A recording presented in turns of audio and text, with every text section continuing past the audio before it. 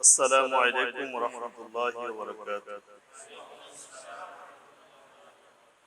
الحمد لله رب العالمين والصلاة والسلام على رسوله الكريم أما بعد أعوذ بالله من الشيطان الرجيم بسم الله الرحمن الرحيم ولقد يسرنا القرآن للذكر فهل من مدكر صدق الله مولانا العظيم. قال النبي صلى الله عليه وسلم خيركم من تعلم القرآن وعلمه. আলহামদুলিল্লাহ, যে মহান আল্লাহ পাক রব্বুল আলামিন 1998 সাল থেকে শুরু করে খেদমতে কোরআন কাফেলা কর্তৃক পরিচালিত মাতৃভাষার চেতনায় সহজ পদ্ধতিতে সহিহ কোরআন মাজিদ শিক্ষা কোর্সের আজকের এই মসজিদে খেদমতে কোরআন কাফেলা কর্তৃক পরিচালিত 962তম সহিহ কোরআন মাজিদ শিক্ষা কোর্সের আমরা শুভ উদ্বোধন করতে পেরে অত্র মসজিদে উত্তর ক্যাম্পাস জামে মসজিদ চট্টগ্রাম বিশ্ববিদ্যালয় এই অত্র মসজিদে খেদমতে কোরআন কাফেলার পরিচালিত 962তম ব্যাচের শুভ উদ্বোধনে মহান আল্লাহ তাআলার কাছে আমরা শুকরিয়া আদায় করি, সকল বলি আলহামদুলিল্লাহ। আজকে মাগরিবের পরে হাটহাজারী মিরখিল এলাকায় আরেকটি কোর্স উদ্বোধন হয়েছে 963তম ব্যাচ।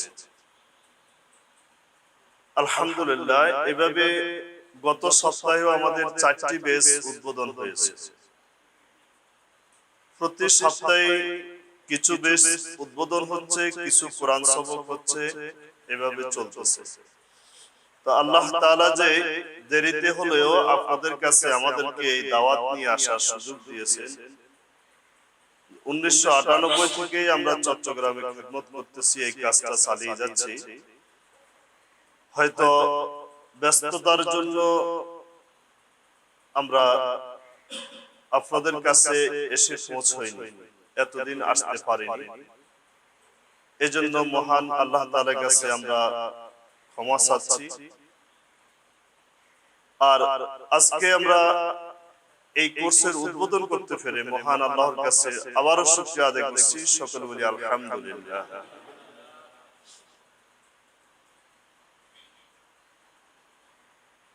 কোরআন তিলাওয়াত 3 ধরনের লোক যদি ভুল করে তাহলে তাদের, আমরা জানি নামাজে কোরআন তিলাওয়াত ভুল হলে নামাজ ভেঙে যায়। এই কথাটি সারা বিশ্বের উলামায়ে কেরাম এই কথার সাথে একমত। আপনাদের এই মসজিদের ইমাম সাহেব, খতিব সাহেব যেমন একমত, অন্য মসজিদের এই ক্যাম্পাসের ওনারাও একমত, হাটহাজারীর সকল মসজিদের ইমাম সাহেবও একমত, সারা চট্টগ্রামের সকল ইমাম সাহেবরা একমত, সারা বিশ্বের সকল ইমাম সাহেবরা একমত যে নামাজে যদি কোরআন তিলাওয়াত ভুল হয় তাহলে নামাজ ভেঙে যাবে। নামাজ ভঙ্গের 19টি কারণ রয়েছে। তার প্রথম এবং প্রধান কারণ হলো নামাজে কোরআন তিলাওয়াত অশুদ্ধ পড়া। প্রথম কারণটি হলো এটি। বাকি 18টি কারণ যদি কেউ ওই মাসালাগুলো একবার দেখে পড়ে, মোটামুটি তার এগুলো জানা হয়ে যাবে। এর মধ্যে যদি কোনো ভুল হয় নামাজের মধ্যে, সে নিজে বুঝতে পারবে, নামাজ ভেঙে সে নিজে আবার নামাজকে দৌড়াইতে পারবে। যেমন একটা হলো যে কিবলার দিক থেকে যদি ইচ্ছাকৃত সিনাকে ফিরেই ফেলে, ইচ্ছাকৃত বলে আমরা কিবলার দিকে দাঁড়াইছি, কিবলা নির্ধারিত আছে, ঠিকই আছে, তথাপি আমি কিবলার দিক থেকে সিনাটাকে ঘুরে অন্যদিকে চলে গেলাম, তাহলে নামাজ ভেঙে যাবে। কিন্তু সেটা যদি জার্নিং অবস্থা হয় সেটার মাসালা হলো ভিন্ন। এভাবে কেউ যদি নামাজের মধ্যে পিছন থেকে সালাম দিল আর উনি যদি মনে মনে সালামগুলো জবাব দেয় তাহলে নামাজ ভেঙে যাবে। আবার কোন ইমাম সাহেব অথবা কেউ যদি নামাজ পড়াচ্ছে, পিছন থেকে কোনো ভুল করলো, পিছন থেকে লোকমা দিল, যিনি এখনো নামাজে দাঁড়ায়নি এমন ব্যক্তি, তার লোকমা গ্রহণ করলে নামাজ ভেঙে যাবে। এই জাতীয় 18টি কারণ শুধু পড়লেই মোটামুটি জানা হয়ে যায়।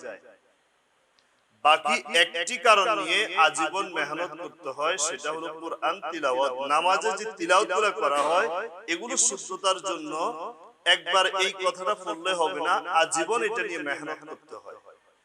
সেটা হলো এই নামাজের যেই সূরাগুলো যা দিয়ে আপনি নামাজ পড়বেন, সেটা হতে পারে 4টি সূরা, হতে পারে 6টি সূরা, হতে পারে 11টি সূরা, হতে পারে আপনার কোরআনের যেই কোনো জায়গায় আপনি যতটুকু থেকে তিলাওয়াত করবেন ততটুকু সহিহ শুদ্ধ হওয়া চাই। যদি এর মধ্যে লাহনে জালি অর্থাৎ প্রকাশ্য বড় ধরনের ভুল হয়ে যায়, যেই ভুলের দ্বারা অর্থের পরিবর্তন হয়ে যায়, এমন ভুল যদি হয় তাহলে নামাজ ভেঙে যাবে। যেমন উদাহরণস্বরূপ কেউ যদি বলে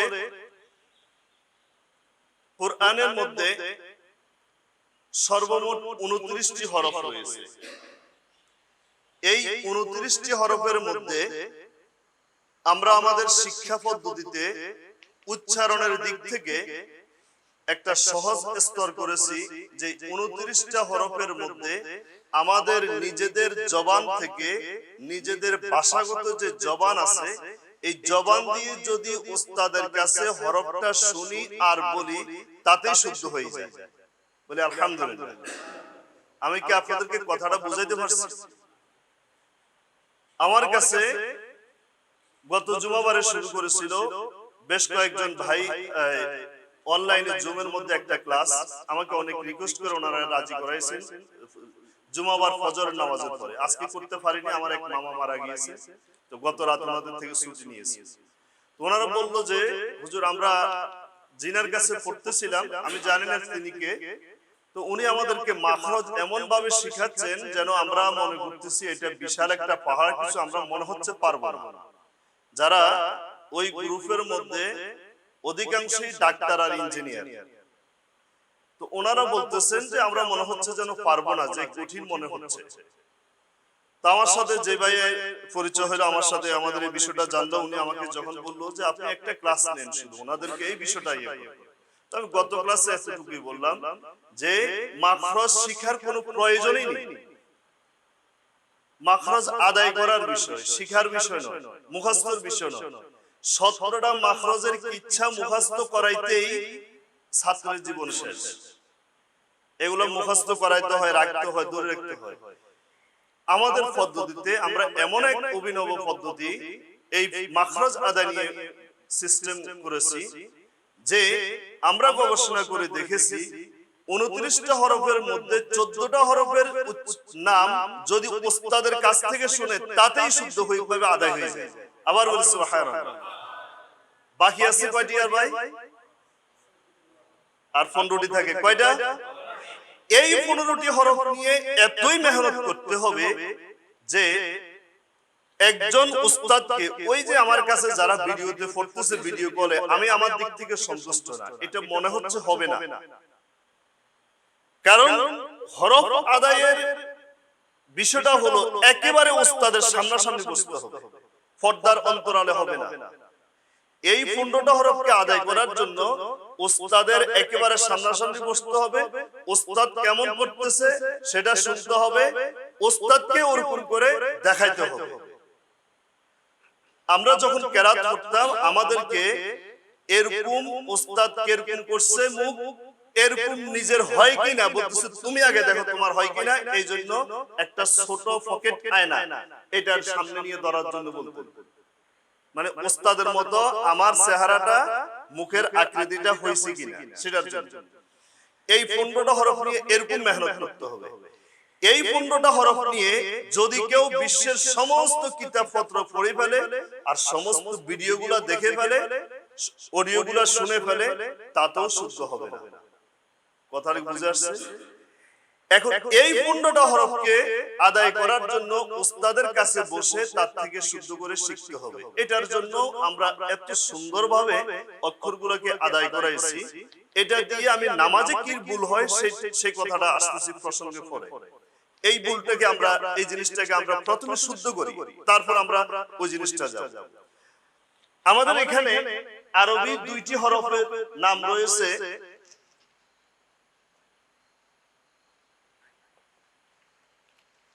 এই দুইটা হরফকে বাংলায় লিখতে হলে হ আকার দিয়ে লেখা হয়।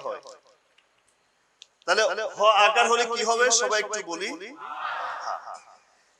এই অক্ষরের জন্য যদি লিখি এটাও কি হবে, হয় আকার হায় তো হবে নাকি, নাকি অন্য কোন অক্ষর আছে? এটার জন্য হ আকার হা, এটার জন্য হয় আকার হা। উচ্চারণের দিক থেকে দুইটা দুই রকম হা, দুইটা একরকম নয়। প্রথমত আমি আসি, ওই যে আমি বললাম 14টি হরফ জবানগতভাবে ওস্তাদের থেকে শুনলেই বলতে পারে শুদ্ধ করে, সেটার মধ্যে এই একটা হরফ দেখি, এটার নামটা আমরা সবাই বলি, যারাই জানি সবাই বলি এক আলিফ টেনে বলবো। কেন টানবো আমি এই কথাটা একটু পরে আসতেছি। এক আলিফ টেনে বলবো। তাহলে এই হরফটার নাম কিভাবে বলবো আমরা? এক আলিফ টেনে হা। একটু বলি আবার মাশাআল্লাহ। একবার যে এই আরবি হরফটা বললাম, একটা হরফ বললাম, কত নাকি হয়েছে আমাদের জানেন? কম পক্ষে 10 নাকি, শুধু 10 নয়, যিনি অলস ভাবে পড়েননি শুধু শুনে আছেন ওনারও 10 নাকি হয়েছে। এখন বলেন তো সবার আওয়াজটা কি এখানে একরকম হয়েছে? অনেকের অনেক সুন্দর হয়েছে না? অনেকে অনেক মনোযোগ দিয়ে শুনতেছে, আবার সেরকম করে বলতেছে, তাহলে তার নাকি আর অলস ভাবে যে বলছে তার নাকি একে হবে? তাহলে যিনি একেবারে অলস ওনারও হলো 10 নাকি, আর যিনি যত আন্তরিকতা নিয়ে, মহব্বত নিয়ে, পবিত্রতা নিয়ে, শ্রদ্ধা ভক্তি নিয়ে পড়বে তার সওয়াব তত বেশি হবে। সুবহানাল্লাহ। এটা হতে পারে 10, 27, 70, 700 এইভাবে হতে পারে, এরপরে বিগয়রে হিসাব। তাহলে আরবি একটা হরফ বললে কমপক্ষে কত নাকি হবে? 10 নাকি। আমরা কমপক্ষে শব্দটা যেন সবসময় ব্যবহার করি, সবাই শুধু 10 বলে আমরা থাকবো না। তাহলে আবার বলি সবাই একসাথে হা মাশাআল্লাহ। আবার বলি মাশাআল্লাহ, খুব সুন্দর হয়েছে। এই হরফটার নামও সেম বাংলায়, কিন্তু উচ্চারণ এক নয়। এখন কিভাবে করব একটু লক্ষ্য করুন। শীতের সকালে বাড়ির পূর্ব পাশে, সূর্য তো পূর্ব পাশ থেকে উঠে নাকি, যে রোদটা উঠে রোদে দাঁড়িয়ে আমরা মুখ থেকে কিছু বাতাস বের করতাম ছোটবেলা, মনে আছে? যারা বের করেছি দুষ্টামি করে, এটা মনে আছে না? কেন বাতাসটা বের করতাম? মুখ থেকে দোয়া বের হয়, ভিতরে আগুন জ্বললে দোয়া বের হবে নাকি? ওটা কেন বের হয়? ওই দোয়াটা বের হয় কিনা, কার কত বেশি দোয়া বের হয়, বন্ধুরা একে অপরের সাথে প্রতিযোগিতা দিতাম। ঠিক আছে না ভাই? এই দোয়াটা এখন একটু বের করবো আবার। ওই বাতাসটা, দোয়া তো বের হবে না, এখন বাতাসটা বের করবো। যেইভাবে বাতাস বের করে ওই দোয়াটা বের করতাম, দোয়া বের করার জন্য যেভাবে বাতাসটা বের করতাম, এইভাবে এখন একটু ওই বাতাসটা বের করবো। আমার দিকে লক্ষ্য করুন, আমার হয় কিনা দেখি। শুধু বাতাস, একটু বলি সবাই এভাবে বাতাসটা বের করি, আবার বলি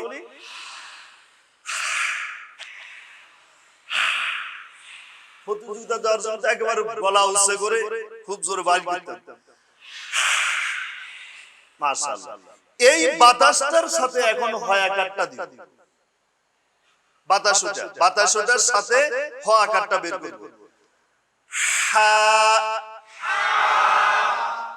হা। একটু আমারটা আরেকটু শুনেন, তারপর বলবেন। আমি 2-3 বার বলবো, তারপর বলবো। হা হা হা। এখন আমার পরে আপনারা বলবেন হা। মাশাআল্লাহ। আবার বলি, আবার বলি, আবার বলি, আবার বলি।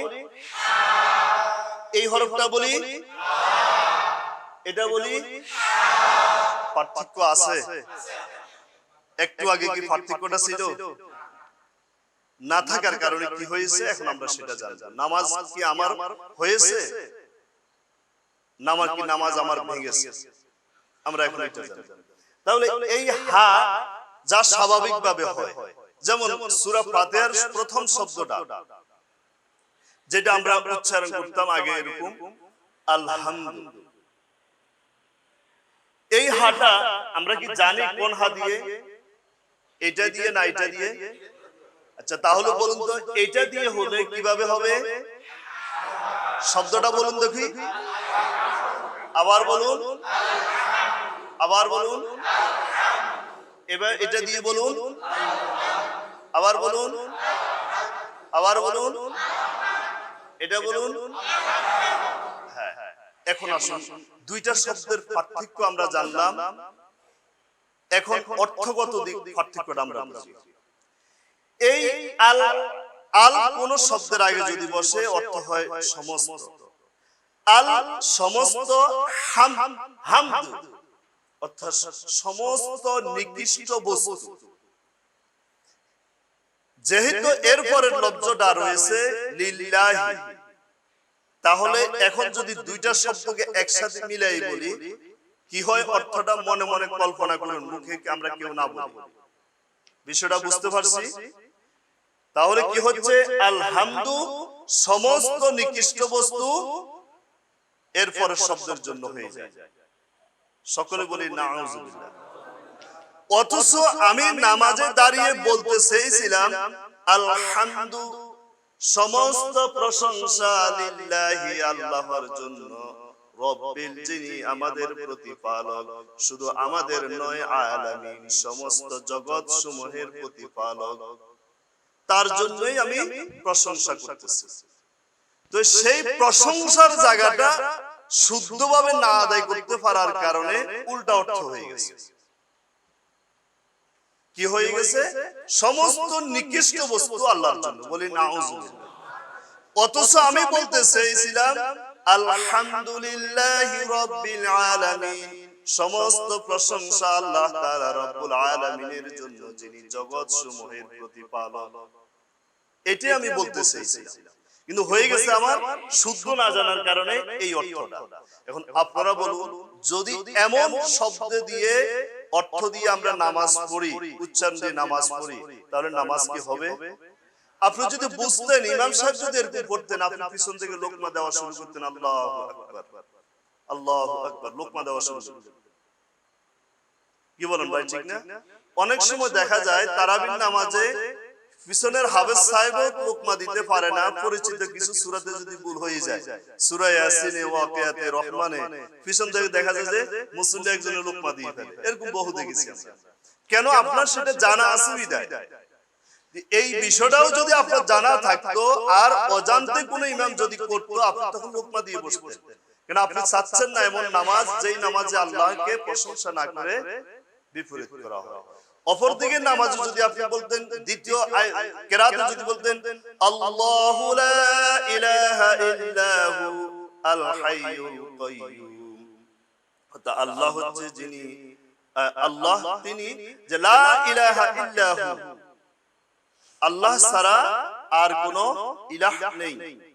আপনি এই কথাটা বলতে চেয়েছিলেন, কিন্তু আরবি গ্রামারের নির্দিষ্ট পরিমাণ টানার একটা বিধান আছে, আর এইটা মুখস্থ করাইতে আমাদের ক্লাসে বুঝাইতে পূর্ণাঙ্গ একটা ক্লাস প্রয়োজন। যখন ক্লাসটা বোঝা হয়ে যায়, সম্পূর্ণ হয়ে যায়, আজীবন মনে রাখতে পারে মাত্র 30 সেকেন্ড। এই 6টা নিয়ম টেনে পড়তে হয়। কেন? মাত্র 30 সেকেন্ডে এটা বলতে পারে, মুখস্থ রাখতে পারে। আমাদের মুজাম্মিল সাহেব কোর্স করেছেন, উনি হয়তো পারবেন। তো এই 6টা কারণে টানতে হয়।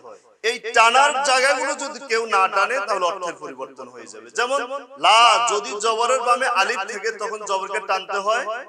তো এই কারণে এখানে লা অর্থ নাই, ইলাহা ইলাহু ফাশ ইল্লাল্লাহ, আল্লাহ ছাড়া।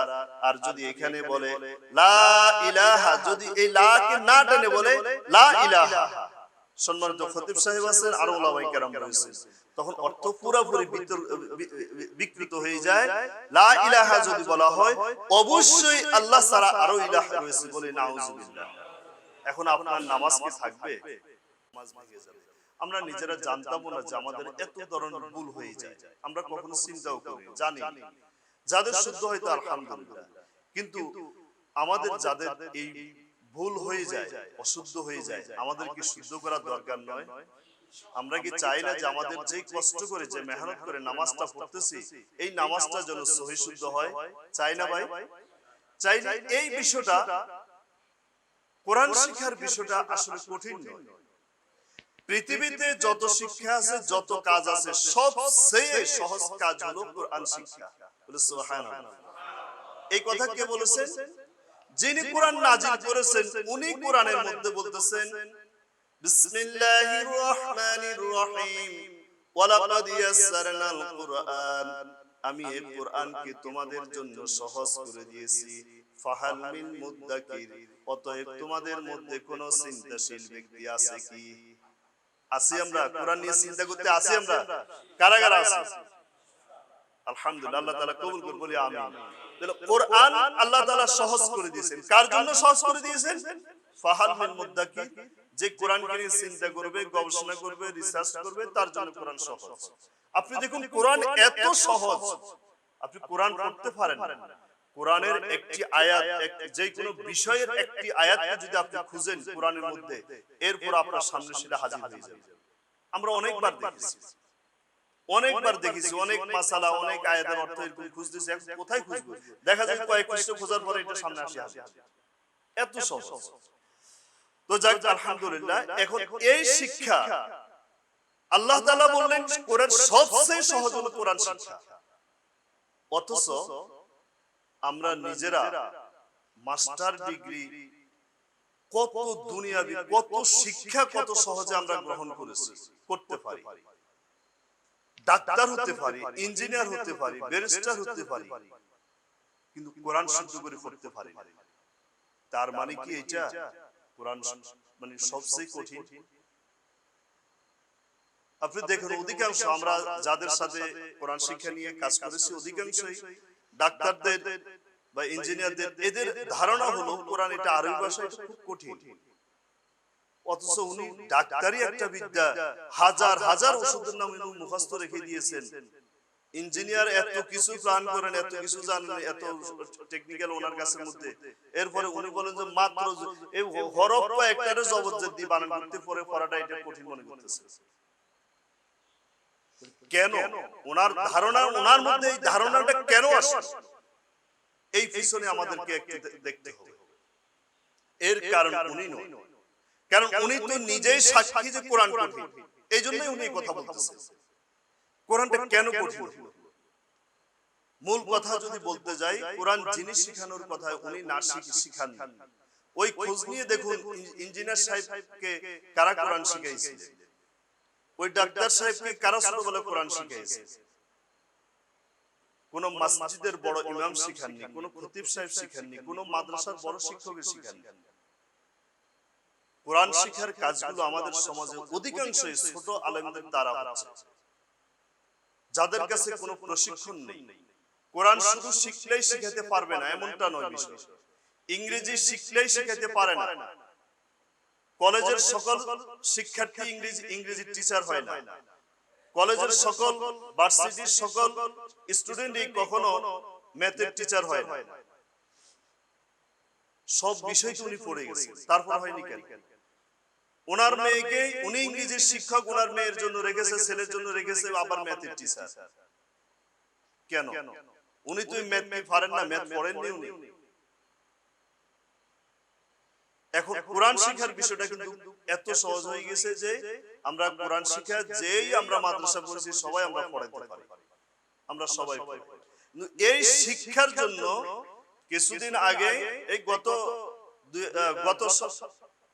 গত সপ্তাহে আমাদের হাটাজারি মাদ্রাসার একজন মুহতামিম আপনার সিনিয়র শিক্ষক আল্লামা ফুরকাতুর সাহেব আমাদের একটা অনুষ্ঠানে এসেছিলেন। তো উনি বললেন যে আমি দাওরা শেষ করার পরে প্রত্যেক ছাত্রকে নসিহত করি, তুমি 3 মাসের একটা নুরানি প্রশিক্ষণ নিয়ে যাও। কেন ভাই? উনি দাওরা শেষ করলো, 12-14 বছর পড়লো, হাফেজ হলো, কারি হলো, মুফতি হলো, এরপরে 3 মাসের নুরানি ট্রেনিং দিতে বলতেছে কেন? বলছে তুমি যদি ছেলেকে ট্রেনিং না নিয়ে ছেলেকে পড়াইতে যাও, তোমার কিছু হবে না, ছেলেরও কিছু হবে না। উনি কথাটা বুঝতে পারছেন, কিন্তু আমরা অনেকে এই কথাটা বুঝতে পারি না। নিজেরা আমরা কোরআন শিক্ষার যথাযথ কোনো পদ্ধতি না জানার কারণে আমরা নিজেরা নিজেদের মতো করে কোরআন পড়াচ্ছি, যার কারণে কোরআন শিক্ষাটা মানুষের কাছে মনে হচ্ছে খুব কঠিন। আসলে কঠিন, খুবই সহজ। কত সহজ, এই কয়েকটা পয়েন্ট আপনাদেরকে নিয়ে উপস্থাপন করব ইনশাআল্লাহ। তো এর মধ্যে আমরা এই যে হরফ আদায়ের একটি কৌশল আপনাদেরকে বর্ণনা করলাম। এভাবে আরো আছে, যেমন দেখুন এখানে সহজে আদায় হয়ে যায় এই হরফটি, যেমন এই হরফটির নাম হলো আলিফ। আবার বলি, আবার বলি, এই হরফটি সহজে আদায় হয়ে যায়। বা, মাশাআল্লাহ। আবার বলি, আবার বলি, এই হরফটি সহজে আদায় হয়ে যায়। তা, আবার বলি, এই কোন হরফগুলো সহজে আদায় হয়, কোনগুলো হয় না, এটা বোঝার জন্য এখানে একটা কৌশল আছে। যে হরফগুলো কালো সেগুলো সহজে আপনার আদায় হয়ে যায়, যে হরফগুলো লাল সেগুলো আপনার সহজে আদায় হবে না, ওস্তাদের সহযোগিতা নিয়ে আদায় করতে হবে। ওস্তাদ যেভাবে প্রশিক্ষণ নিয়েছে সেভাবে করে আপনাকে আদায় করালে আপনার খুব সহজে আদায় হয়ে যাবে। তাহলে এটা আমরা দেখলাম। তা এই হরফ, এখন আসুন এই আবার একটু বলি, এই হরফটার নাম কি? এটা এটা এই হরফটা কালো না লাল? তার মানে এটা সহজে আমার আদায় হবে না, এটা ওস্তাদের কাছ থেকে শিখতে হবে। কিভাবে? খুব সহজ। ওই যে আমরা হা, আরবি হরফগুলো আদায় করার যে 15টা হরফ আছে, 15টার মধ্যে 2-3টা হরফ একটু কঠিন, তার মধ্যে একটা ছিল হা। এটা কত সহজে আমাদের হয়ে গেছে না, আলহামদুলিল্লাহ। তো আরেকটা হরফ হলো এই হরফটা এখন সা। কিভাবে আদায় করব একটু একটু আমার দিকে লক্ষ্য করুন সবাই। আপনারা কিছু করবেন না, আগে আমাকে দেখুন। আমি হা করব বড় করে যতটুকু আমার সম্ভব। এখন আমি আমার জিহ্বাটাকে উপরের দাঁতগুলোর সাথে লাগাবো। একটু লক্ষ্য করবেন আমি সেভাবে লাগাচ্ছি কিনা। আবার হা করতেছি, এরপর জিহ্বার আগাকে উপরের দাঁতের সাথে লাগাচ্ছি।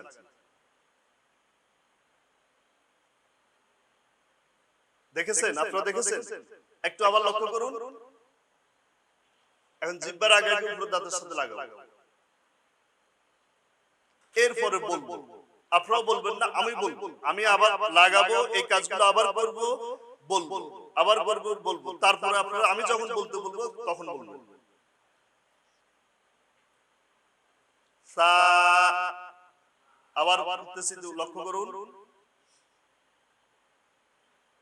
সা, আবার বলতেছি, লক্ষ্য করুন। সা, মাশাআল্লাহ। এখন আপনারা আমার সাথে করবেন, আমি বলার পরে আমার শেষ হলে তারপর আপনারা বলবেন। আর লক্ষ্য করুন আমার সাথে, আমি যেভাবে করি এইভাবে এখন আপনি করুন। সা, মাশাআল্লাহ। আবার বলুন,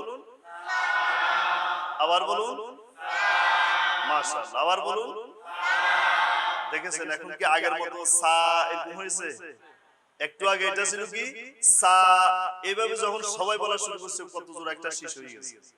এই শীষটা এখানে হবে না, একদম সফট আওয়াজ। সা,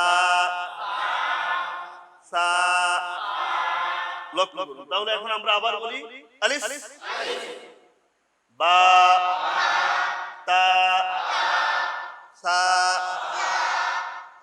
এই 15টা হরফ এভাবে করে যখন যে হরফটা পড়ার মাধ্যমে আসবে, আমাদের প্রশিক্ষণ প্রাপ্ত প্রশিক্ষক, অত্র এলাকার হাটাজারি উপজেলার সভাপতি হাফেজ মাওলানা কারি ওবায়দুল্লাহ সাহেব আপনাদের এখানে প্রশিক্ষক, অত্যন্ত সিনিয়র এবং যোগ্যতা সম্পন্ন একজন মুআল্লিম আমাদের। উনি যখন পড়াবে তখন আপনাদেরকে এগুলো এইভাবে করে করে আদায় করাবেন ইনশাআল্লাহ। ভয়ের কোনো কারণ নেই, খুব সহজ কোরআন। এই দেখেন কঠিন দুইটা হরফ মাত্র কয়েক মিনিটে আমরা শিখে গেছি, আলহামদুলিল্লাহ। আসলে এখন পরের আরেকটা ধাপ, কোরআন কত সহজ, এই বিষয়টাকে আমরা বোঝার চেষ্টা। কোরআন কত সহজ। এই আরবি হরফগুলো আলিফ থেকে ইয়া পর্যন্ত, এই হরফগুলোর নির্দিষ্ট নাম রয়েছে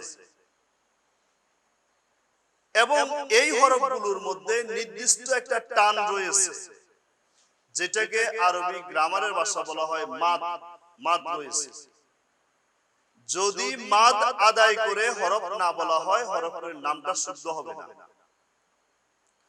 প্রথমত আমরা অনেকে ছোটবেলা হরফগুলোকে এরকম পড়েছি, আলিফ বে তে সে জিম হে খে, এরকম পড়েছি। কি বলেন, ঠিক না? আসলে এইভাবে আরবি হরফগুলোর নাম নয়, কখনো ছিল না। অনেকে কেউ কেউ বলেন যে এখন আপনারা উল্টাই ফেলছেন, এগুলো তো আরবি হরফগুলো আলিফ বেতে ছিল, আপনি উল্টাই ফেলেছেন। না, আমরা উল্টাই না, এটা কখনো আলিফ বেতে ছিল না। সেই কোরআনের শুরু থেকে এই পর্যন্ত এই হরফগুলো সব সময় আলিফ বা তা সা এভাবে ছিল। আমাদের কাছে মেসেজটা ওইভাবে আসেনি। আরবি, উর্দু, পারসি এই তিনটা ভাষা পাশাপাশি কাছাকাছি, হরফগুলো তিন ভাষার মধ্যে একই, এই 29টা হরফ আছে। উর্দুতে গিয়ে 7টা হরফ বাড়তি আছে, ফার্সিতে 9টা হরফ বাড়তি আছে এই 29টা হরফের সাথে। কথা বুঝে আসছে? উর্দু আরবিতে এই হরফগুলোর নাম হলো আলিফ, বা, তা, সা, জিম, সার পর একটা আছে, তার পর একটা আছে, আচ্ছা এটা হলো আরবিতে এইভাবে। এরপরে একই হরফগুলো উর্দু ভাষাতে বলতে গিয়ে সেম লিখন পদ্ধতি, সেম পড়তে গিয়ে উর্দু ভাষাতে এটা, উর্দু আর ফার্সিতে এটার নাম হয়ে গেল আলিফ, বে, তে। এরপরে এই তের উপরে এরকম একটা ত থাকে, এটার নাম হয় টে। এরকম একটা আছে, ওই যে 7টা বাড়তি এর মধ্যে টে একটা, তের পরে টে, জিম, হে, খে, রে, লে একটা আছে। এইভাবে 7টা হরফ উর্দুতে বাড়তি আছে, ফার্সিতে এইভাবে বাড়তি আছে। কথা কি বুঝে আসছে? তাহলে আরবি এই হরফগুলোর কখনোই বেতেসের নাম ছিল না। এখন কেন এইভাবে আসছে, এর লম্বা ইতিহাস আছে। এটা আসছে যে আমাদেরকে শিখাইছে, কোন ভুল করে মানে কোন গুনাহ করেছে এমন নয়। ওই সময় আমাদের কাছে এটাই অনেক বড় ছিল, কারণ ওনাদের কাছে আসছে না এতটুকু, ওনারা জানছেন এতটুকু, আমাদের কাছে এটা পৌঁছাইছে। আজকে যেমন আমরা যতটুকু জানছি ততটুকু পৌঁছাইতে পারতেছি না, কিন্তু ওনারা যতটুকু জানছেন ততটুকু আমাদের কাছে পৌঁছাইছে। এই মেহনত আমাদের কাছে করেছে। হয়তো এভাবে এটার ওস্তাদরা বলেছেন অনেক লম্বা এক ইতিহাস আছে কেন এইভাবে আসছে। যেহেতু এই দেশের মধ্যে উর্দু ভাষার একটা প্রভাব ছিল, যেই প্রভাবটা আরব ভাষা, আরবে এখনো আছে। এটা হাজী সাহেবরা বুঝতে পারেন। আরবে যেখানেই কোনো টেপ রেকর্ড বাজে ভাষান্তরের, তার মধ্যে উর্দু থাকবেই। আর আরবির পরেই হলো উর্দু, এরপরে ইংরেজি, এরপরে হয়তো বাংলা, এখন ইদানিং বাংলাও বলা হয়, এরপর কয়েকটা ভাষা এইভাবে থাকে। মানে আরবি বলা শেষ হওয়ার সাথে সাথেই একই বাক্যটাকে উর্দুতে বলে। আরব দেশে উর্দুর এখন এই গুরুত্ব আছে, উর্দু ভাষার, কারণ যেহেতু অনেকে এই ভাষার সাথে সম্পৃক্ত। যাক, এটার লম্বা ইতিহাস আছে, তো সেটা আমরা ওনাদেরকে ছোট করবো না, কারণ ওনাদের এই মেহনতটার কারণে হয়তো তো পারতো যে আমরা এখন আলিফ বেতে শিখতাম। তো এই জন্য ওনারা 100 বছর আগে আমাদের কাছে এই কাজটা করে শেষ করছেন। এটা আমাদের জন্য এখন সহজ করেছেন, আসান করে দিয়েছেন।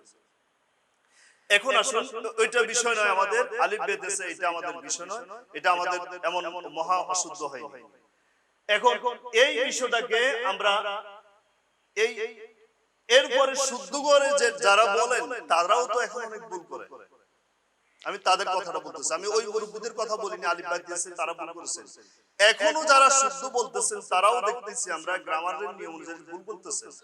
কি আমি বলি, দেখুন আমারটা শুদ্ধ হয় কিনা। আলিফ, বে, আলিফ, বা, তা, সা, জিম, হা, খ, দাল, জাল, র, জা, সিন, শিন, সদ, দদ, এভাবে তো হরফগুলোর নাম বলে। কি বলেন, ঠিক না? ভুল হয়েছে আমার? গ্রামার অনুযায়ী কিচ্ছু হয়নি। এটা কি হয়? আসুন এই বিষয়টা এখন জানি। এই 29টা হরফকে আরবি গ্রামার অনুযায়ী নির্দিষ্ট পরিমাণ টেনে পড়তে হয়। আর টেনে পড়ার নিয়মটা কোথায় থেকে আসলো? অক্ষরকে যখন বিশ্লেষণ করা হয়, বাংলা অক্ষর, ইংরেজি অক্ষর বিশ্লেষণ করে, তখন সেটা বোঝা যায় ওই অক্ষরের মধ্যে অন্য অক্ষর আছে। যেমন কয়ের মধ্যে অ আছে, স্বরবর্ণ রয়েছে, ক যোগ অ সমান সমান ক। এই আলিফের মধ্যে 3টা হরফ আছে, আলিফ লাম ইয়া ফা, 3টা হরফ, তাইলে আলিফ। কথা বুঝা আসছে? এজন্য আলিফ বললে শুধু কমপক্ষে 10 নয়, কমপক্ষে 30 নাকি, কারণ এখানে 3টা হরফের নাম বলা হয়েছে। কথা বুঝা আসছে? এরপর হরফ হলো বা। বাকে যদি বানান করা হয়, বিশ্লেষণ করা হয়, বা এর পরে একটা আলিফ থাকে, এই কারণে বাটাকে এক আলিফ পরিমাণ টেনে পড়তে হয়। বা বলি সবাই, আবার বলুন। এখন কেন টানতে হয় এই হরফগুলোকে এইভাবে, এটার নির্দিষ্ট কিছু গ্রামার আছে, রুলস আছে, যেগুলো গ্রামার গুলো শিখানোর, তাজবিদ গুলো শিখানোর শেষের দিকে গিয়ে শিখানো হয়।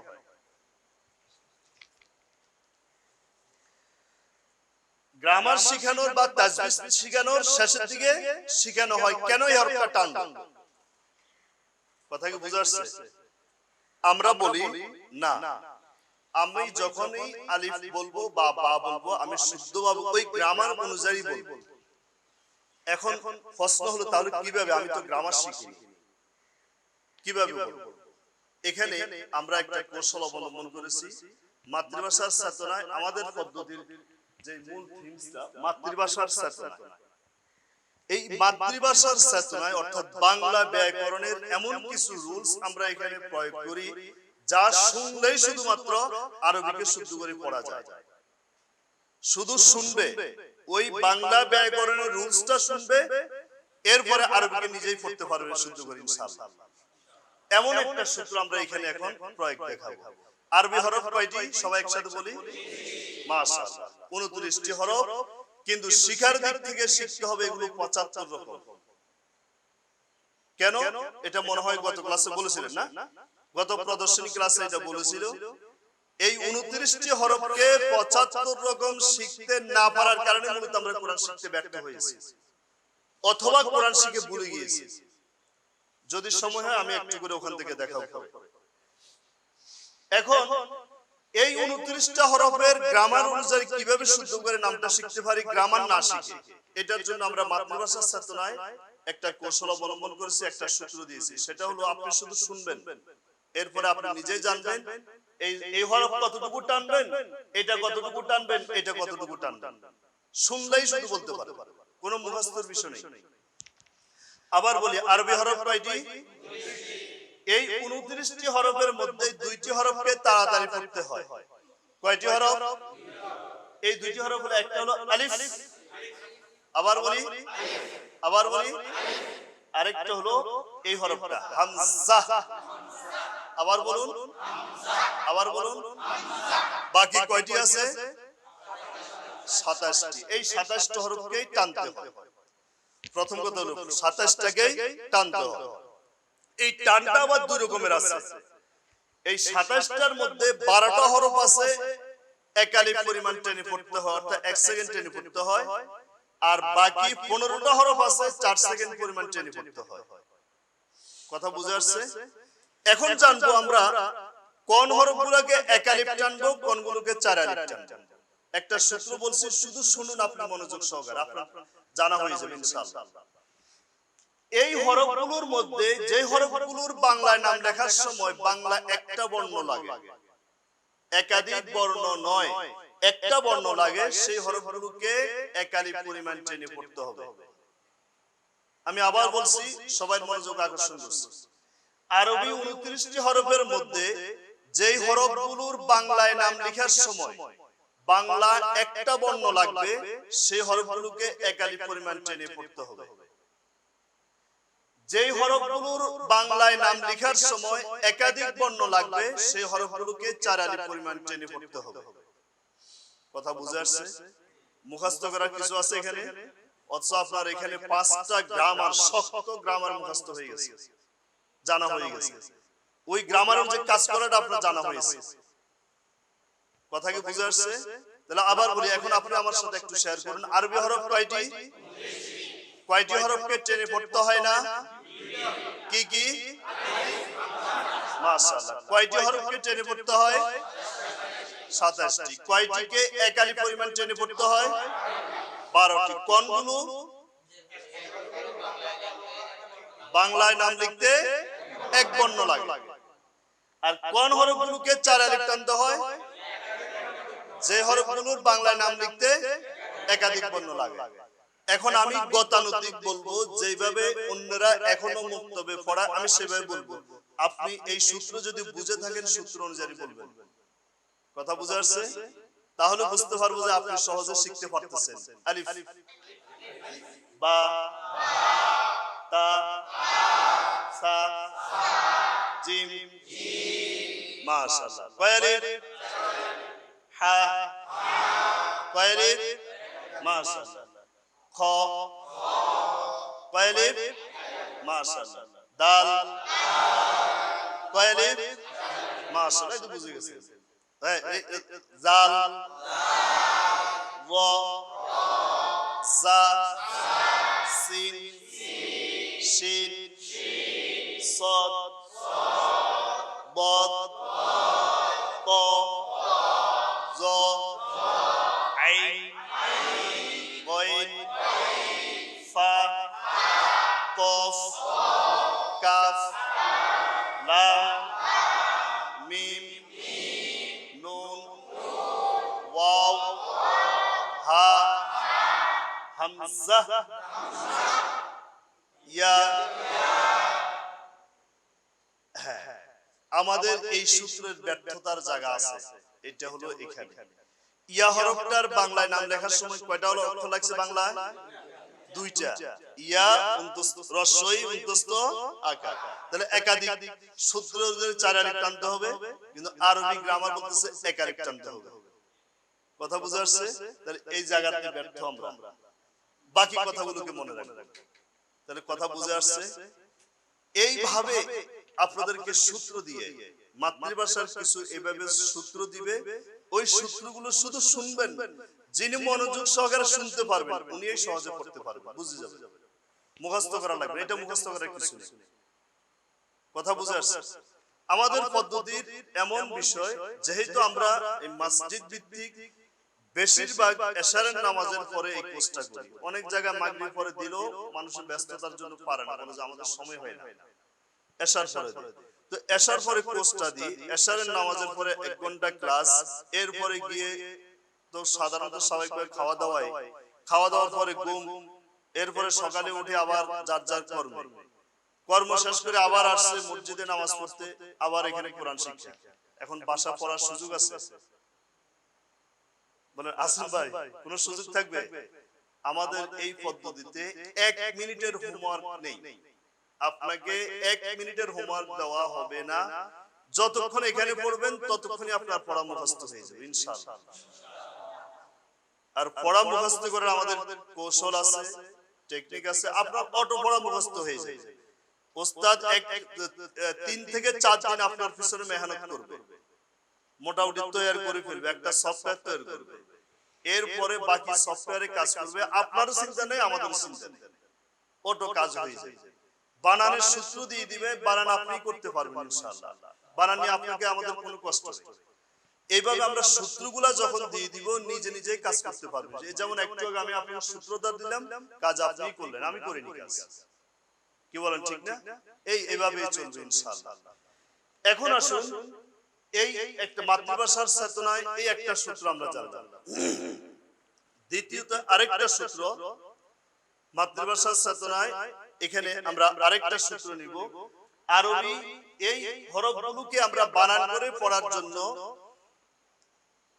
আরবিকে বানান করে পড়ার জন্য সর্বমোট চিহ্ন রয়েছে একটু সবাই এদিকে তাকান সর্বমোট চিহ্ন রয়েছে 11টি এই চিহ্নগুলোর নাম হলো জবর জের পেশ দুই জবর দুই জের দুই পেশ জজম তাসদীদ খাড়া জবর খাড়া জের উল্টা পেশ সর্বমোট চিহ্ন কয়টি 11টি আমরা কি কোরআন পড়ে কখনো জানতাম যে বানান করার জন্য আরবি 11টা চিহ্ন আছে এই কথাটা জানতাম আমরা অনেকেই জানতাম না আসলে এখন আরো সহজ করে দিই এই 11টি চিহ্নের মধ্যে 3টি চিহ্ন শেষের লাল 3টি চিহ্ন হলো টেনে পড়ার জন্য এগুলো খাড়া জবর খাড়াজের উল্টা পেশ এগুলো জবর জের পেশের মধ্যে উচ্চারণ হয় শুধু পার্টিকুলার টেনে পড়তে হয় তাহলে ওই তিনটা বাদ দিলে বাকি আছে কয়টি 8টি তাহলে আরবিকে বানান করার জন্য সর্বমোট বানান করার জন্য চিহ্ন হলো 8টি কয়টি ভাই সবাই আবার বলি কয়টি এই 29টা হরফের সাথে 8টি চিহ্নের ব্যবহার জানলেই আরবিকে বানান করে পড়তে পারবে ইনশাআল্লাহ এখন আসুন এই 8টি চিহ্নের মধ্যে আরো গুরুত্বপূর্ণ হলো যে 3টি চিহ্ন কি জবর জের পেশ কয়টা চিহ্ন জবর জের পেশ এই তিনটা চিহ্নের ব্যবহার যে জানে, বানান পদ্ধতিটা যে জানে, ছোটবেলার মুখস্থ বানান নয়। চোখ বন্ধ করে ওস্তাদ বাতাই দিছে আর আমরা আসে বাজারবা বাজারবি বাফেসবু বাজারবা বাজারবি বাফেসবু পড়তেই আসি, আবার পড়া যখন দিতে গেছি ভুলে গেছি। এটা নয়। আপনি এই বা জবর কিভাবে বানানটা হইছে, জবরের বানানের প্রক্রিয়াটা আপনি বুঝতে হবে, জেরের বানানের প্রক্রিয়াটা বুঝতে হবে, এই বিষয়টা আপনাকে বোঝানো হবে। পেশের বানানের পদ্ধতিটা কি এটা বোঝানো হবে। এইটা বোঝানোর পরে যদি আপনি সঠিকভাবে এই তিনটা চিহ্নের ব্যবহার বুঝেন, তাহলে 29টাতে এই তিনটা চিহ্নের ব্যবহার জানবেন। আর আরবিকে বানান করে যেই 8টি চিহ্ন আছে, 8টি চিহ্নের মধ্যে বাকি চিহ্নগুলো হলো ব্যঞ্জন চিহ্ন। যদি ব্যঞ্জন চিহ্ন বলতে কিছু নেই, আমি বুঝার সুবিধার্থে কথাটা বললাম। এই তিনটি চিহ্ন হলো স্বরচিহ্ন, অর্থাৎ এই জবর জের পেশ, এই তিনটি চিহ্ন বাকি আর 5টি চিহ্নের সাহায্য ছাড়া নিজে নিজে উচ্চারণ হতে পারে, উচ্চারণ করতে পারে। কিন্তু বাকি যে 5টা চিহ্ন, এগুলো কখনোই জবর জের পেশের সাহায্য ছাড়া উচ্চারণ হতে পারে না, পারবে না, কখনোই পারবে না। দুই জবর কখনো জবরের উচ্চারণ না নিয়ে, জবরের সহযোগিতা না নিয়ে উচ্চারণ হতে পারবে না। দুই জের কখনোই জেরের সহযোগিতা না নিয়ে উচ্চারণ হতে পারবে না। দুই পেশ কখনোই পেশের সহযোগিতা না নিয়ে উচ্চারণ হতে পারবে না। এরপরে আসুন যজম। যজম কখনোই এই তিনটার যে কোনো একটা চিহ্নের সাহায্য ছাড়া উচ্চারণ হতে পারবে না। একই রকম তাসদীদও এই তিনটা চিহ্নের যে কোনো একটা চিহ্নের সাহায্য ছাড়া উচ্চারণ হতে পারবে না। কথাটা কি বুঝে আসছে? এই জন্য আমাদের বোঝার জন্য দরকার বেশিরভাগ এই তিনটা চিহ্ন, জবর জের পেশ অর্থাৎ আকার। এই চিহ্নগুলোকে আমরা বলে থাকি এইভাবে, একটু লক্ষ্য করুন। এই চিহ্নটার নাম কি? এই চিহ্নটা, এই চিহ্নটা পেশ। এই জবর উচ্চারণটা বাংলায় আকারের মতো হয়, জের উচ্চারণটা রস্যিকার মতো হয়, পেশের উচ্চারণটা রস্যিকার মতো হয়। এই কথাটা আমরা মাথার মধ্যে ভালো করে সেট করে নিব। যখনই বাংলায় জবর দেখব, এটা বাংলা আকার মতো উচ্চারণ হবে। আকার উচ্চারণ আমি যেরকম করি, কয়কার কা, কয়কার কা, কয়কার কা, ছয়কার সা, দয়কার দা, কয়কার কা, ফয়কার ফা, যেভাবে করি সেম একই রকমই জবর উচ্চারণটা হবে। বা জবর বা, তা জবর তা, সা জবর সা, জিম জবর জা, হা জবর হা, খ জবর খ, দাল জবর দা, র জবর রা, এভাবে সব হবে। এরপরে জের উচ্চারণটা হবে রস্যিকার মতো। কিসের মতো? রস্যিকার। যেমন বরশিকার বি, তরশিকার তি, সরশিকার সি, আরবিতে বাজের বি, তাজের তি, সাজের সি। তারপরে পেশের উচ্চারণটা হবে রস্যিকার মতো। যেমন বা পেশবু, বরশিকার বু, তরশিকার তু, সরশিকার সু, লরশিকার লু, করশিকার কু, ফরশিকার ফু। একই রকম আরবিতে হবে, এটাকে পেশ দিয়ে বা পেশবু, তা পেশতু, সা পেশতু, কাফ পেশকু, লাম পেশলু, মিম পেশমু, এভাবে রস্যিকার। তাই কথাটা সহজ করার জন্য আমরা এইভাবে বলি, জবর মানে আকার, জের মানে রস্যিকার, পেশ মানে রস্যিকার, বা জবর বা, জবর মানে আকার, বা জের বি, জের মানে রস্যিকার, বা পেশবু,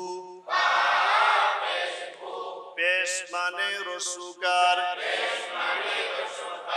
এভাবে চিহ্নগুলো সব অক্ষরে একই রকম। এই পদ্ধতিটা যদি আপনি জানেন, এটার জন্য একটা ক্লাস হবে। এটা যখন আপনি জানবেন, এরপরে সব অক্ষরে আপনি বানান করতে পারবেন ইনশাআল্লাহ। আসুন এখন এখানে একটা বিষয় আপনাদেরকে এই নোটটা দিই। আমরা সাধারণত এই উচ্চারণটা করতে গিয়ে আমাদের যেখানে ভুল হয়, এই কথাটাকে একটু সংশোধন করে দিচ্ছি। পেশের উচ্চারণটাকে আমরা কোনো কোনো ক্ষেত্রে ওকার করে থাকি। আরবিতে ওকারের কোনো উচ্চারণ নাই।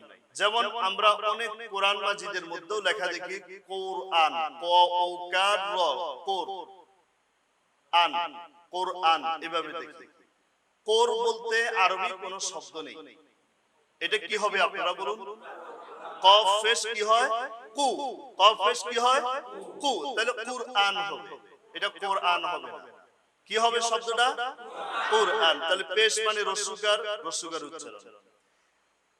জের উচ্চারণটা রস্যকারের মতো হয়, কিন্তু আমরা আগে যারা কোরআন পড়েছি আমাদের অনেকের একারের মতো হয়ে যায় কিছু কিছু জায়গায়, যেমন বে তে সে, এই যে ওই সমস্যার থেকে এটা হয়ে যায়। তো এটাকে আমরা যেমন অনেকে বলি লিল্লাহি, তারপর গায়রিল মাগদুবে, এরকম করে বলি। এগুলো হবে সব রস্যকার। কি হবে? আলহামদুলিল্লাহি গায়রিল মাগদুবি। কথা বুঝা আসছে? যত জের সব হবে কি? রস্যকার। যত পেশ সব হবে কি? রস্যকার। এই জবর উচ্চারণটা একটু ব্যতিক্রম হবে। জবরে আরবি হরফ কয়টি? এর মধ্যে 21টি অক্ষরে জবরের আকার হবে, 8টি অক্ষরে জবর হলেও আকার উচ্চারণ হবে না। কথা বুঝা আসছে? কিন্তু আমরা এই 8টাতেও জবরে আকার উচ্চারণ করে ফেলি। এটা আমাদের কোরআন তেলাওয়াত করতে গিয়ে মারাত্মক একটা ভুল। এটার কারণে অনেক জায়গায় অর্থের পরিবর্তন হয়ে যায়। এখন এটাকে আমরা 8টা অক্ষরে জবর হলে আকার উচ্চারণ হয় না, এটা আরবি গ্রামারের দিক থেকে হুরফে মুস্তালিয়া আর হরফ, এটা আরবি গ্রামারের ভাষা। কিন্তু আমরা বলতে চাই আমাদের শিক্ষার্থীকে মুস্তালিয়া শিখাবো, সেটা পরে। আমি শিখানোর সময় উনি যেন শুনেই বলতে পারে কোন হরফে জবরের আকার উচ্চারণ হবে না, শুনেই বলতে হবে। এই শোনার যোগ্যতা করতে হবে। তো এটার জন্য আমরা মাতৃভাষার ছাত্ররাই আরেকটি সূত্র দিয়েছি। সেই সূত্রটা কি?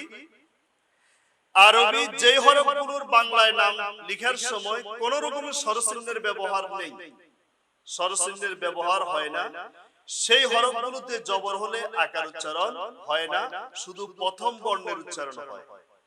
আমি আবার বলছি, আরবি 29টি হরফের মধ্যে যেই হরফগুলোর বাংলায় নাম লেখার সময় কোন রকম স্বরচিহ্নের ব্যবহার নেই, আকার ইকার রিকার দীর্ঘিকার কোনো কিছুই নেই, শুধু বর্ণ দিয়ে হরফের নাম। যেমন কফ, ক আর ফ, তাহলে কি হয়েছে? কফ। আকার ইকার আছে, এই হরফে জবরের আকার উচ্চারণ হবে না। কিন্তু দুর্ভাগ্য, আমরা ছোটবেলা পড়ে আসছি বড় কাফ ছোট কাফ। কই ভাই বড় হলো? এটা তো দেখতে এটা থেকে আরো ছোট লাগে। কয় যে বড় কাফ ছোট কাফ। বড় কাফ বলতে কিছুই নেই, এটা হলো কফ আর এটা হলো কাফ। কথা কি বুঝা যাচ্ছে? এটা হলো, এটাকে বলে বড় হা, এটা কয় ছোট হা। তো এটা হলো হা আর এটা হলো হা। কথা বুঝা যাচ্ছে? বড় হা ছোট হা কিছু নেই। এখন এই কোন হরফগুলোতে জবরের আকার হয় না, যেটা বললাম, যে হরফ বর্ণগুলোর বাংলায় নাম লেখার সময় কোন স্বরচিহ্নের ব্যবহার নেই, সেই হরফগুলোতে জবর হলো আকার উচ্চারণ নেই। যেমন আলিফ, হ্যাঁ, এই যে আলিফ বা তা সা জিম হা, এর মধ্যে একটা আছে র।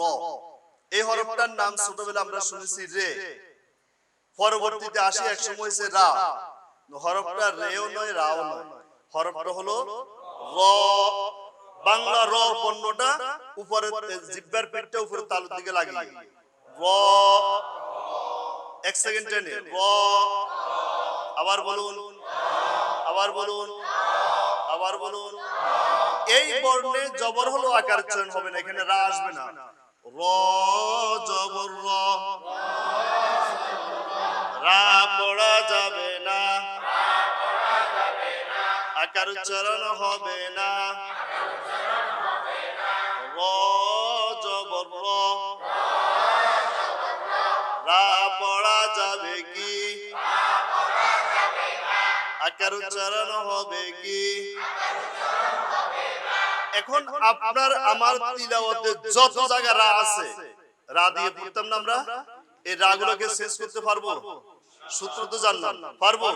কোথায় রা হবে না, যা আছে গোটা কোরআনে সবগুলো চেঞ্জ করবেন। এখন রা বাদ দিয়ে এখানে র, পারবো?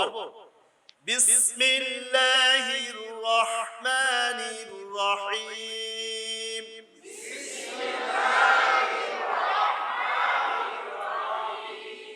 আমরা আগে এটা কি বলতাম? বিসমিল্লাহির রহমানির রহিম হবে।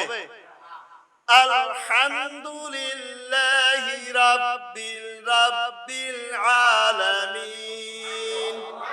বলুন কি হবে, কি হবে আবার বলুন। রাব্বিল আলামিন আর রহমানির রহিম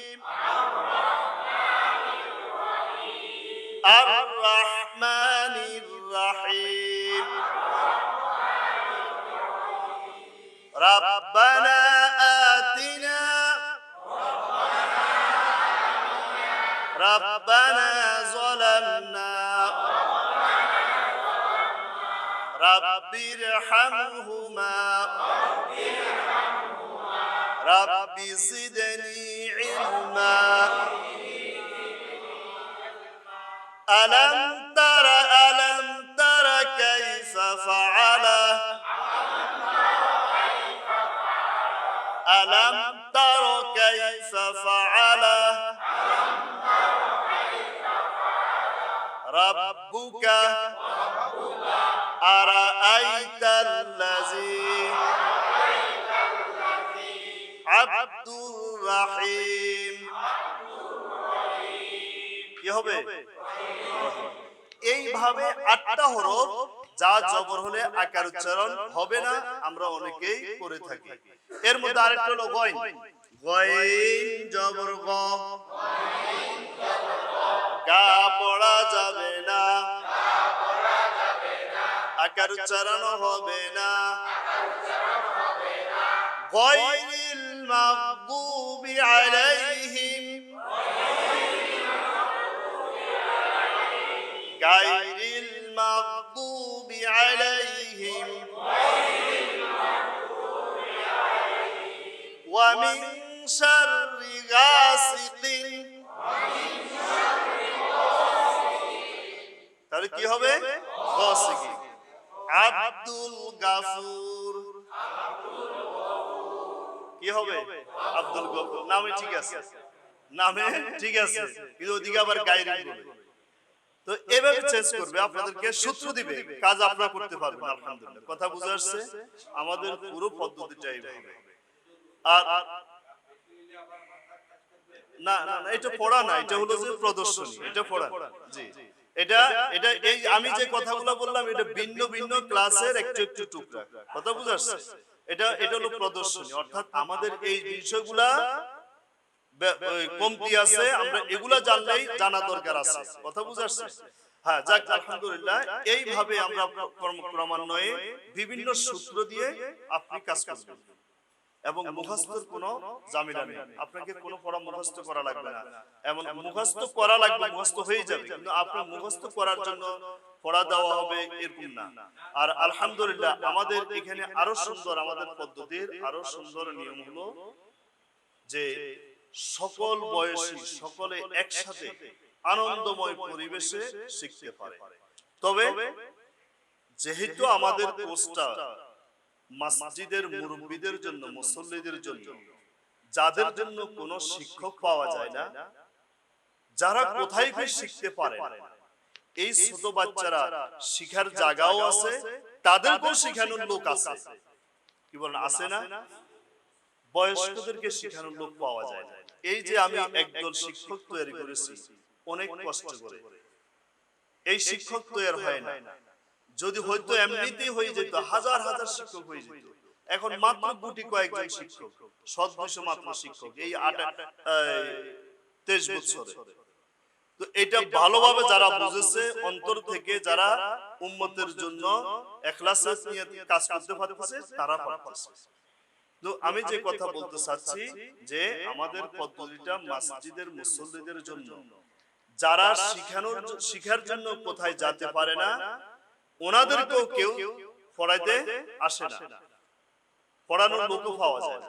তো তাদের জন্য এই খেদমতে কোরআন কাফেলা এই শিক্ষকদেরকে প্রশিক্ষণ দিয়ে এই কাজের আঞ্জামটা দিয়ে যাচ্ছে।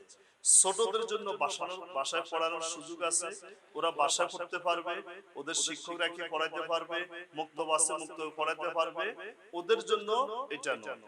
তবে বুঝদার কিছু ছেলে যারা হয়তো মুক্তবও পড়ে এরপরে পাশাপাশি এটাকে আরেকটু মজবুত করার জন্য যদি আসতে চায় তখন সেক্ষেত্রে অনুমতি দেবে। একেবারে মুক্ত বন্ধ করে দিয়ে বা বেশি ছোট তারাও পারবে না, যেহেতু এখানে বিভিন্ন সূত্রের কাজ আছে, সূত্র প্রয়োগের কাজ আছে, এই জন্য একেবারে ছোটরা এটা পারবে। তো আলহামদুলিল্লাহ আমি আশা করি আমি অদমের এই অগাছানো কথাগুলো আপনারা আপনাদের যোগ্যতা দিয়ে বুঝে নিয়েছেন। আল্লাহ তাআলা আপনাদেরকে সহজ করে দিয়েছেন আপনাদেরকে শোনার জন্য। আশা করি বুঝতে পেরেছেন, আর কোরআন শিক্ষার গুরুত্বটাও বুঝতে পেরেছেন। আল্লাহ তাআলা আপনাদের সকলকে কোরআনের জন্য সহিভাবে তিলাওয়াত করার যোগ্যতা অর্জন করার জন্য কবুল করুন সকল বলে আমিন।